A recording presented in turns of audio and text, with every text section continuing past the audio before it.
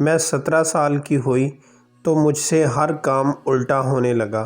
کھانا بناتی تو کھانا جل جاتا، کپڑے استری کرنے لگتی تو کپڑے جل جاتے، برتن میرے ہاتھ سے گر کر ٹوٹ جاتے۔ گھر والے مجھے منحوس منحوس کہتے رہتے۔ میں روتے ہوئے انہیں کہتی میں یہ سب جان بوجھ کر نہیں کرتی، مگر پھر بھی گھر والے مجھے منحوس کہتے۔ ایک دن میں بہت تنگ ہوئی اور روتے ہوئے گھر سے بھاگ گئی اور ایک دربار پر اپنا حلیہ بگاڑ کر بیٹھ گئی۔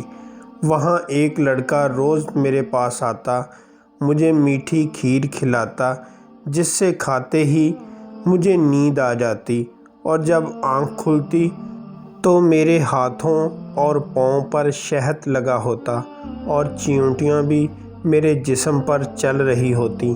میں بہت ڈر جاتی۔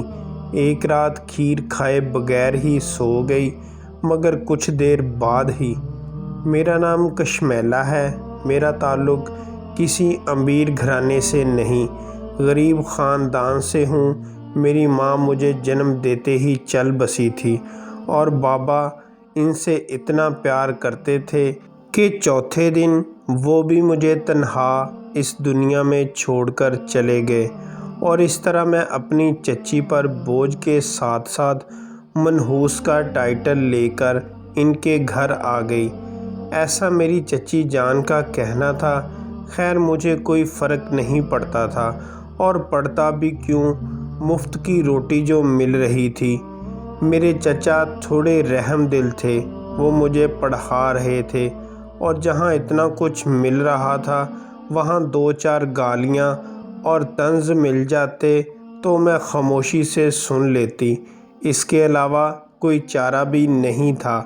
میں کسی وفادار کتے کی طرح ان کی روٹی پر پل رہی تھی۔ ایک دن میرا دل بہت چاہا اور میں چچا کی دکان پر چلی گئی۔ مجھے وہاں دیکھ کر وہ بھی مسکرا دیے۔ ان کو چچی کی فضول باتوں سے اصل میں چڑ تھی۔ ان کو لگتا تھا کہ وہ فضول میں مجھ معصوم پر ظلم کرتی ہیں۔ اس دن دکان پر انہوں نے مجھے اپنے پاس بٹھا کر جوس کا ڈبہ دیا۔ میں بہت خوش ہوئی۔ میں وہاں بیٹھ کر جوس پینے لگی۔ انہوں نے کہا یہاں نہ بیٹھو، ادھر آؤ، میں تمہیں ایک جگہ دکھاتا ہوں، تم وہاں بیٹھ کر جوس پی لو۔ میں بھی مان گئی اور وہ مجھے دکان کے پیچھے والی سائڈ پر بٹھا کر خود دکان کی طرف آ گئے۔ میں جہاں بیٹھی تھی وہاں ساتھ ہی اتنی ساری بجلی کی تاریں موجود تھیں۔ میں نے دوپٹہ سیدھا کرنے کے لیے ہوا میں لہرایا تو ایک دم سے وہاں کچھ ہوا، مگر مجھے کہاں علم تھا، میں تو جوس پینے میں مصروف تھی۔ لیکن اس کی وجہ سے دکان میں جو شارٹ سرکٹ ہوا، اس سے نکلنے والی چنگاری کے پاس پڑی چیزوں پر آگ کے شعلے برسا دیے۔ چچا کی دکان آگے سے دھوئیں سے کالی ہو چکی تھی۔ ان کی چیخو پکار سن کر جب میں آگے آئی تو دیکھا اور خود بھی بہت پریشان ہو گئی کہ آخر یہ سب کیسے ہوا ہے۔ شاید ہمیشہ کی طرح میری قسمت ہی خراب تھی۔ اور پھر میرے دکان پر جانے والی بات چچی کو پتہ لگ گئی۔ پھر کیا تھا جو انہوں نے مجھے مارا پیٹا اور گھر پر آنے والی ہر عورت کے سامنے مجھے منحوس قرار دے دیا۔ صرف اتنا ہی نہیں، اس پر بلاؤں کا سایہ ہے، یہ بھی سب میں مشہور کر دیا۔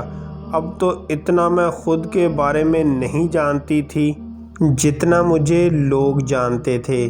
آہستہ آہستہ وقت گزرتا گیا اور میں جوان ہو گئی۔ چچی سارے گھر کا کام مجھ سے کرواتی تھی۔ ان کی بیٹی کسی کام کو ہاتھ نہیں لگاتی تھی۔ میں سارے کام بہت اچھے سے کرتی تھی، مگر کچھ دنوں سے بہت عجیب ہو رہا تھا۔ جو کام کرتی وہ الٹا ہو جاتا۔ مجھ سے روز ہانڈی جل جاتی، کپڑے استری کرنے لگتی، کپڑے جل جاتے، نقصان پر نقصان کیے جا رہی تھی۔ اور چچی مجھے منحوس منحوس کہہ کر مارتی۔ اب مجھے احساس ہوا تھا کہ اب یہ چھت بھی مجھ سے کچھ دنوں میں چھننے والی ہے۔ اس سے پہلے چچی مجھے بدنام کر کے گھر سے باہر نکالے، میں کیوں نہ خود ہی چلی جاؤں۔ میں نے اپنا جو بھی بچا ہوا سامان تھا وہ سمیٹا اور ایک خط میں لکھا کہ اب میں مزید بوجھ نہیں بننا چاہتی آپ پر چچا جان۔ آپ بھی مجھے ڈھونڈنے کی زحمت نہ کرنا۔ اگر لوگ پوچھیں تو کہہ دینا کہ چلی گئی کسی رشتہ دار کے گھر۔ یہ میرے آخری الفاظ تھے اور میں وہاں سے چلی گئی۔ اس خط سے انہیں کوئی خاص فرق نہیں پڑنے والا تھا۔ بس میں نے یہ خط چچا کے لیے لکھا تھا جن سے مجھے محبت تھی۔ انہوں نے بھی مجھے بہت پیار دیا تھا۔ میری ایک سہیلی نمرہ تھی جو کہ ایک امیر باپ کی اولاد تھی، لیکن میری سہیلی بن گئی تھی۔ شاید بات اس تک پہنچ جائے اس لیے میں پہلے اس سے ملنا چاہتی تھی، لیکن قسمت میں ملنا نہیں لکھا تھا۔ یوں میں نے بھی سب کچھ چھوڑ دیا اور اپنے گھر سے بہت دور ایک پیر بابا کے مزار پر جا کر بیٹھ گئی۔ میں یہاں پر آ تو گئی تھی مگر اندر سے بہت ڈر رہی تھی، لیکن ایک دو دن میں میرا وہ ڈر بھی جاتا رہا تھا۔ یہاں سب لوگ اپنی منتوں مرادوں کے لیے آتے تھے۔ میں لنگر کھانے کا کھانا کھا کر سو جاتی۔ عبادت کرنے کا دل ہی نہیں چاہتا تھا، اس لیے اپنا حلیہ بگاڑ کر وہاں بیٹھی رہتی۔ یہاں پر مجھے کوئی نہیں جانتا تھا، سارا دن فارغ بیٹھی رہتی، اور فارغ دماغ تو ویسے بھی شیطان کا گھر ہوتا ہے، اسی لیے روز پتہ نہیں کون کون سے نئے خیالات میرے ذہن میں آتے اور میں ان سب پر یقین کی مہر لگا دیتی۔ ایک دن میں دربار کے پاس درخت کے ساتھ ٹیک لگا کر بیٹھی تھی، تب ایک شخص میرے پاس آیا۔ کسی کی موجودگی اپنے پاس محسوس کرتے ہوئے میں نے سر اٹھا کر دیکھا تو ایک پل کے لیے نظر ٹھہر سی گئی۔ وہ جو بھی تھا بہت پیارا تھا۔ میں ابھی اسے دیکھنے میں ہی مصروف تھی کہ میری کمر پر کسی چیز نے کاٹا تھا۔ میں نے غصے سے اپنا سر درخت میں مار دیا اور ایک بار پھر خاموش ہو کر اپنی جگہ بیٹھ گئی۔ مجھے لگا تھا کہ مجھے وہ پاگل سمجھ رہا ہے، یوں ہی چھوڑ کر چلا جائے گا، لیکن اگلا لمحہ حیران کن تھا جب وہ میرے سامنے کچھ ہی فاصلے پر بیٹھا تھا اور یہاں وہاں دیکھتے ہی اس نے ایک شاپر میرے سامنے رکھ دیا تھا۔ میں حیران نظروں سے کبھی اس کی طرف اور کبھی شاپر کی طرف دیکھ رہی تھی، اور وہ بولا، میں یہ خاص آپ کے لیے لے کر آیا ہوں۔ میں اکثر یہاں آتا رہتا ہوں اپنی منتوں اور مرادوں کی تکمیل کے لیے، لیکن ایک دن آپ کو دیکھ کر میں بالکل آپ کے پاس سے گزر گیا تھا، اور شاید وہیں سے میری قسمت کا در مجھ پر کھل گئے تھے۔ اسی دن میری لاٹری لگی تھی۔ پھر مجھے آپ کا خیال آیا، اسی لیے اب آپ کا شکریہ ادا کرنے آیا ہوں اور آئندہ بھی آتا رہوں گا۔ یہ کچھ چیزیں ہیں میں آپ کے لیے لایا ہوں۔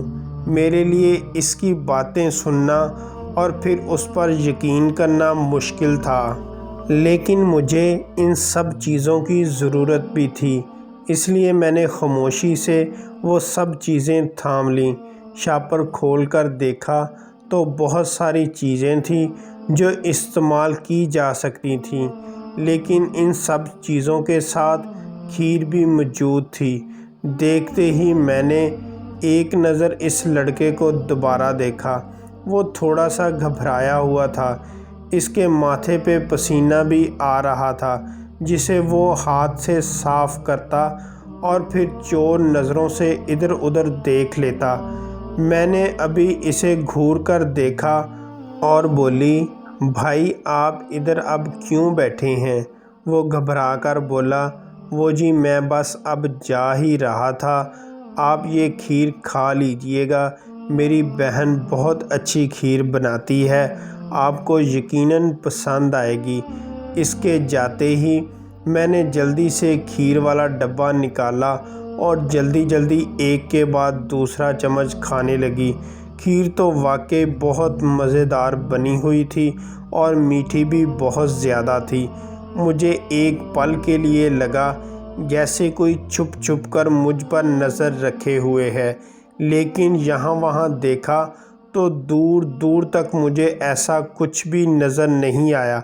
میں نے جلدی سے پوری کھیر کا صفایا کیا اور کالے رنگ کا وہ جوڑا نکال لیا جو وہ لڑکا لے کر آیا تھا۔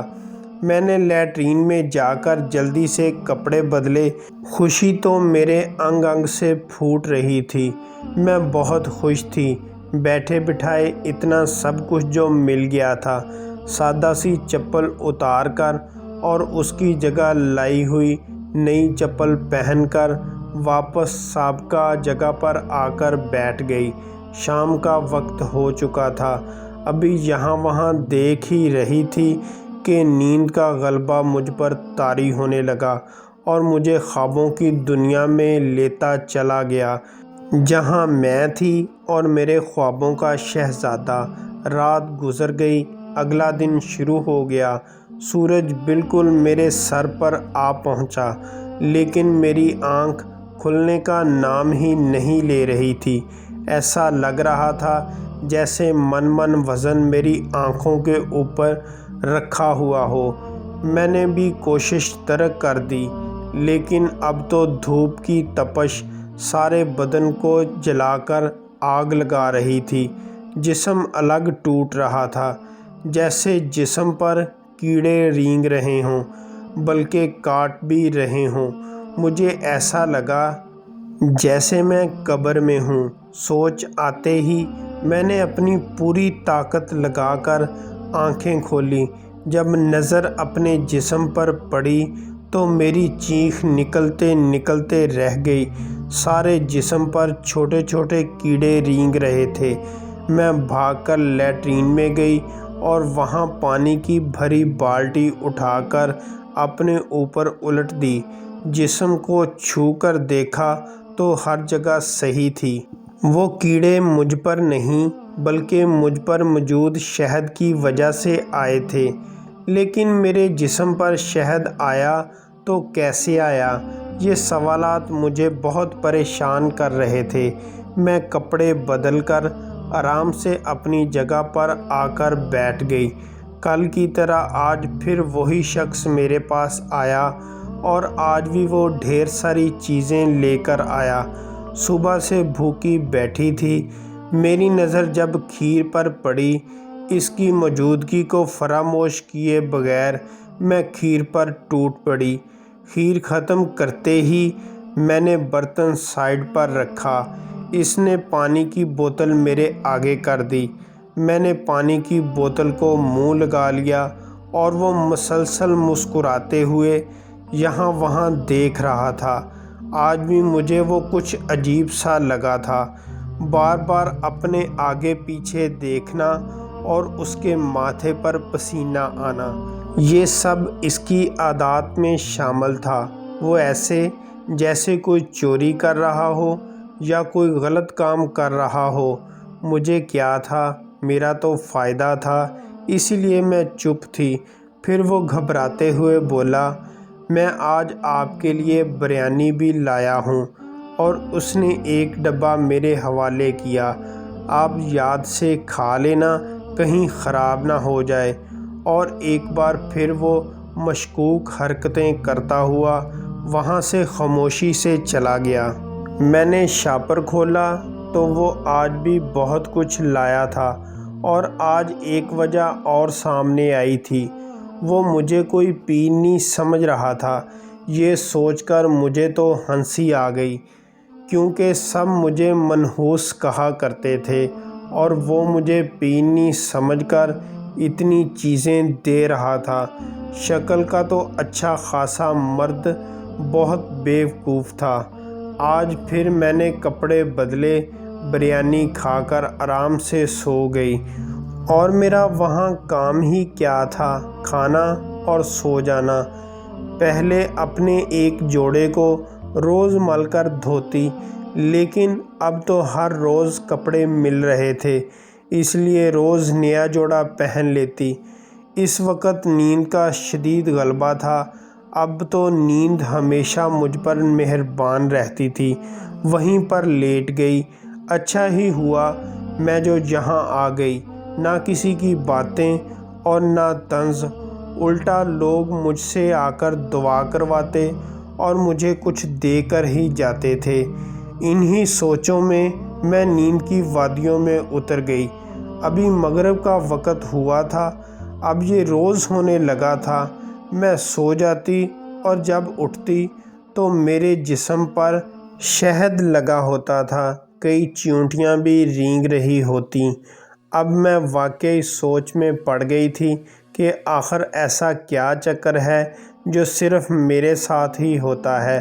یہ سب ہوتے ہوئے مہینہ ہو گیا تھا۔ میرے ذہن میں پہلے بھی یہ بات آئی تھی، لیکن میں نے یہ سوچ کر اپنی سوچ کو رد کر دیا تھا کہ کہیں جو سہولتیں مہیا ہیں ان سے ہاتھ نہ دھونے پڑ جائیں۔ لیکن اب تجسس بڑھتا ہی جا رہا تھا، اس لیے میں نے فیصلہ کیا تھا اب مجھے سچ جاننا چاہیے، لیکن میں پتہ نہیں لگنے دوں گی کہ مجھے سب معلوم ہے۔ روز کی طرح آج بھی وہ میرے لیے بہت ساری چیزیں لایا تھا۔ میں نے وہ ساری چیزیں لے لی اور ان کو دیکھنے لگی۔ وہ انتظار میں تھا کہ میں سوؤں اور وہ وہاں سے واپس جا سکے۔ میں نے اس لڑکے سے پوچھا، کیا ہوا؟ تم اتنے پریشان کیوں ہو؟ کوئی مسئلہ ہے تو بتاؤ، میں تمہارے لیے دعا کروں گی، تمہاری مشکل یوں حل ہو جائے گی۔ میں نے 2-3 بار کہا تو وہ لڑکا سب بتانے پر راضی ہو گیا۔ میں بڑے غور سے اس کی بات سن رہی تھی، پھر وہ بولنا شروع ہوا۔ میں یہاں کراچی کا ہی رہنے والا ہوں، میری ایک بہن ہے اور ہم اپنے ماں باپ کے ساتھ ہی یہاں رہتے ہیں۔ ہمیں کبھی بھی کسی چیز کی کمی محسوس نہیں ہوئی، جو چاہا وہ خواہش سے پہلے ہی مل گیا، لیکن ہر چیز شاید کسی کو نہیں ملتی۔ ہمارے ساتھ بھی یہی ہوا۔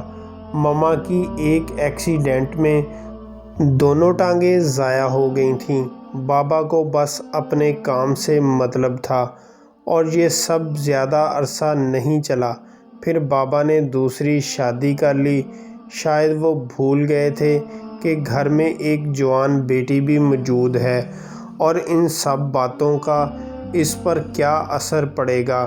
بابا کی شادی کے بعد اب اکثر میری بہن گھر سے باہر رہنے لگی تھی۔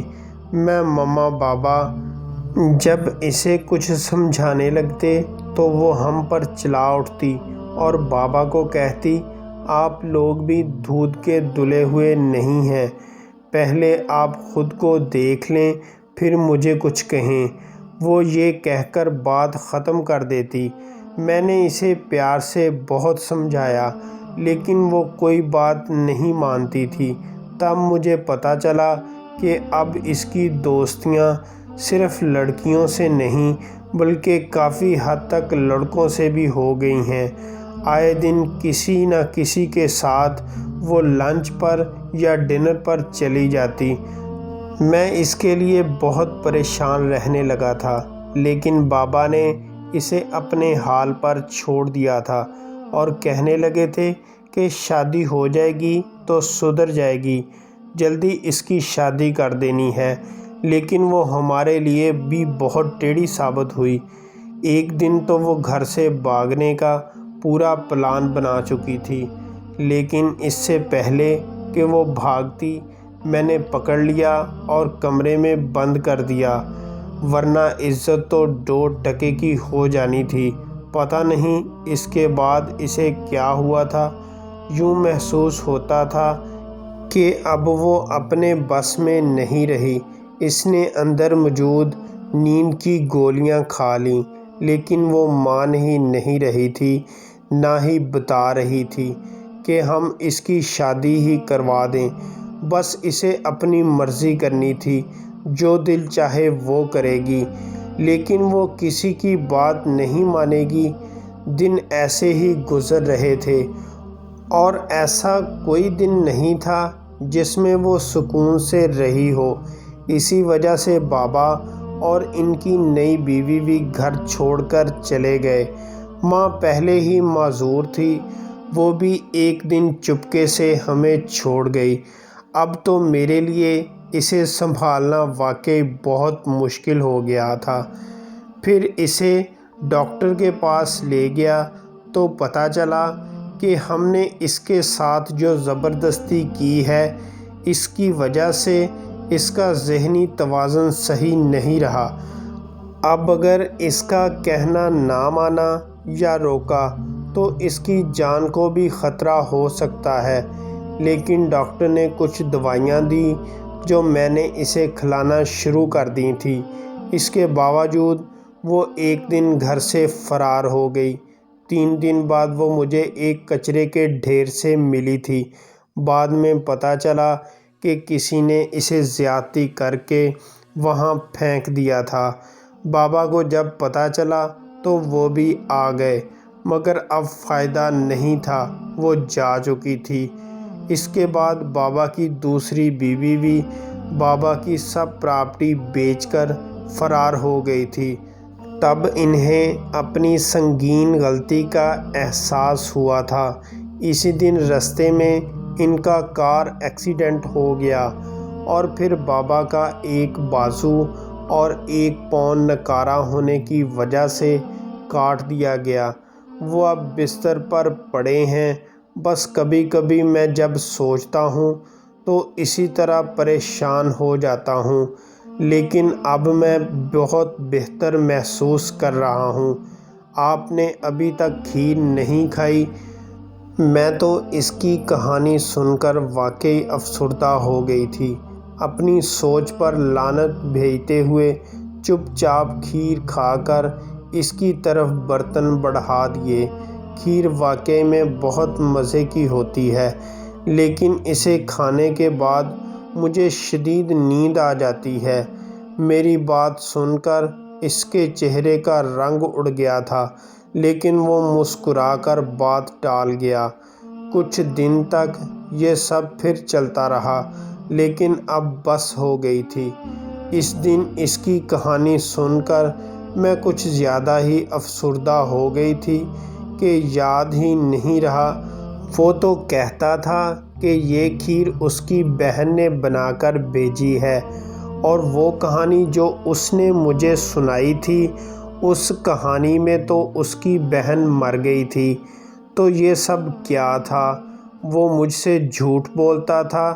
یہ سب ایک سازش تھی مجھے بیوقوف بنانے کی، اور وہ کامیاب بھی ہوا تھا۔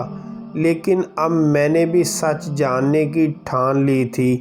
لیکن آج جب وہ آیا تو بہانے سے اسے پانی لانے کا کہتے ہوئے میں نے کھیر دوسرے برتن میں ڈال کر چھپا دی اور ظاہر کیا جیسے میں نے کھیر کھا لی ہو۔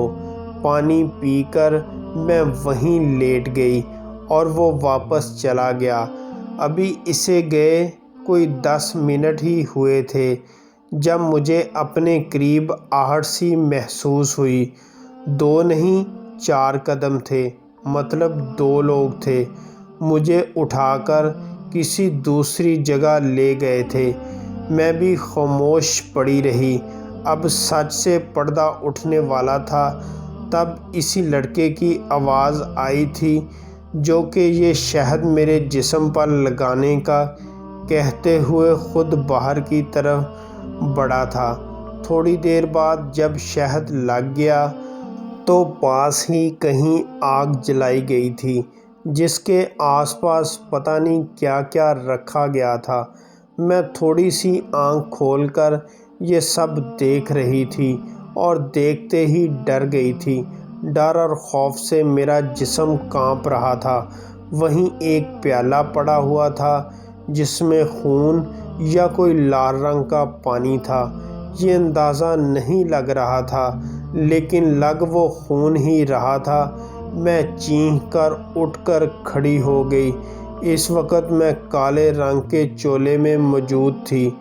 چلتے ہوئے میں فوراً سے باہر آئی تھی، جہاں وہ شخص باہر کھڑا کچھ سوچ رہا تھا۔ میں نے آتے ہی اسے دھکا دیا اور کہا، تم دھوکے باز انسان ہو، کوئی بھی بھروسے کے قابل نہیں ہے۔ میں یہ کہتے ہوئے وہاں سے بھاگ ہی رہی تھی کہ اس نے مجھے پکڑ کر بھاگنے سے روک لیا تھا۔ میری سانس بھی اٹک گئی تھی۔ اب یہ لوگ میرے ساتھ کیا کرنے والے تھے، یہ سوچ آتے ہی میری تو روح فنا ہو گئی تھی۔ میں کپ کپانے لگی تھی۔ رات کا اندھیرا اور اوپر سے میں اکیلی۔ کہیں نہیں جا سکتی ہو تم، یہاں پر بیٹھو خاموشی سے، میری بات سنو، میں تمہیں سب بتاتا ہوں۔ تب مجھے پتہ لگا کہ وہ میرے بچپن کا دوست شیر علی ہے، جو مجھے ڈھونڈتے ہوئے یہاں آیا تھا، اور یہ بھی بتایا کہ سب ٹھیک کہتے ہیں کہ تمہاری ماں پر سایہ تھا۔ وہ اکثر ہمیں بہت دور لے جاتی تھی اور وہیں چھوڑ کر اکیلی گھر آ جاتی۔ جب پوچھتے تو لا علمی کا اظہار کرتی۔ ایسے ہی ان کی اور تمہارے بابا کی موت ہوئی تھی۔ تب تم 3 سال کی تھی۔ تمہیں یاد نہیں، لیکن میں تب 8 سال کا تھا۔ ہم دونوں کا رشتہ بچپن میں ہی ہمارے والدین نے طے کر دیا تھا اور ہماری دوستی بھی ہو گئی تھی۔ پھر تم اپنے چچا کے پاس چلی گئی تھی، اور پھر حالات ایسے ہوئے کہ ہم دونوں جدا ہو گئے۔ کئی سال بعد میں جب تمہیں ملنے آیا تو تم اپنے چچا کے گھر نہیں ملی۔ انہوں نے مجھے تمہاری ایک تصویر دی اور کہا، جا کر خود ہی ڈھونڈ لو۔ تمہاری تصویر دیکھ کر مجھے تو بہت شدید محبت ہو گئی تھی، اور اب جب تم ملی ہو تو تم اس حال میں ہو۔ اصل میں تمہاری ماں کے پیچھے جو سایہ تھا، اب وہ تمہارے پیچھے تھا۔ تبھی تو تم سے سارے کام الٹ ہوا کرتے تھے، اور چچی تمہیں منحوس کہتی تھی۔ اور جب میں یہاں آیا تو میں نے بابا جی سے بات کی تھی۔ تب انہوں نے مجھے بتایا کہ تم مزار کے اندر نہیں جاتی، بس باہر ہی رہتی ہو یا سائڈ پر۔ تب میں نے ان کے کہنے پر عمل کرنا شروع کیا تھا، اور آج عمل کا آخری دن تھا، لیکن مجھے شک سا گزر رہا تھا کہ تمہیں مجھ پر یقین نہیں رہا۔ اس لیے میں نے ایک کہانی، جو میرے دوست کی سچی کہانی تھی، وہ تمہیں سنا دی، اور تم نے ایک بار پھر یقین کر لیا۔ آج کا عمل جاری ہے۔ اب تم ہمیشہ کے لیے اس سائے سے آزاد ہو، اور اب تم میرے ساتھ میرے گھر چل رہی ہو، کیونکہ 2 دن بعد ہمارا نکاح ہے۔ اس کی باتیں سن کر میں حیران رہ گئی تھی۔ اس کا مطلب تھا کہ مجھے اپنی زندگی کے بارے میں کچھ بھی علم نہیں تھا۔ اصل حقیقت تو اب سامنے آئی تھی۔ پھر واقعی اس نے اپنا کہا سچ کیا تھا۔ آج ہماری شادی کو 5 سال ہو گئے ہیں، اور ہم دونوں اپنے بچوں کے ساتھ خوشگوار زندگی گزار رہے ہیں۔ اگر آپ کو آج کی کہانی پسند آئی تو ویڈیو کو اپنے دوستوں میں شیئر لازمی کیجیے گا۔ چینل کو سبسکرائب کر دیں، اور نیچے کمنٹس میں اپنی رائے کا اظہار ضرور کیجیے گا۔ ہماری کوشش ہوگی ہماری ہر ویڈیو آپ کے معیار کے مطابق ہو۔ شکریہ۔ خدا حافظ۔